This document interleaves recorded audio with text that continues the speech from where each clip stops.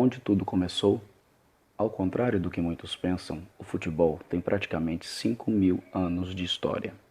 Há fortes indícios que o mesmo teve suas origens na China antiga, durante o reinado do imperador Huangdi, também conhecido como Imperador Amarelo, o que aconteceu por volta de 2.700 anos antes de Cristo. Nessa época, havia sido criado um jogo chamado Tsushu, alguns o conhecem como Kuju. Esse jogo consistia em equilibrar a bola nos pés e passá-la entre os pés dos companheiros até que a mesma chegasse ao meio do campo entre duas estacas unidas por fios de cera que formavam uma rede. Esse jogo era uma espécie de treino militar para os soldados chineses. Entretanto, há um detalhe nessa história toda que poucos conhecem.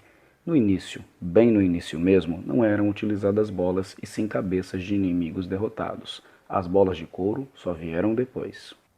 A Grécia e o futebol. Como todos sabem, a Grécia era um império poderoso e conhecido por suas habilidades em batalhas, entre outras.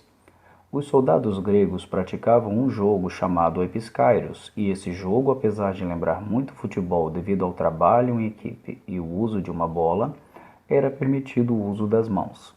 Em Esparta, que também fazia parte da Grécia, existia uma outra versão desse jogo, com um número maior de praticantes. Porém, essa versão era mais violenta que a versão praticada pelas outras cidades-estado gregas. Contudo, quando Roma invadiu, conquistou e subjugou a Grécia, apropriou-se também desse jogo e conseguiu deixá-lo ainda mais violento que a versão dos soldados espartanos. Em uma cidade pequena chamada Ashburn, que faz parte do condado de Derbyshire, na Inglaterra, por volta de 1154 d.C., era praticado um jogo conhecido como rugby, marcado por certa dose de violência. Sabe-se que esse jogo foi praticado até por volta de 1667.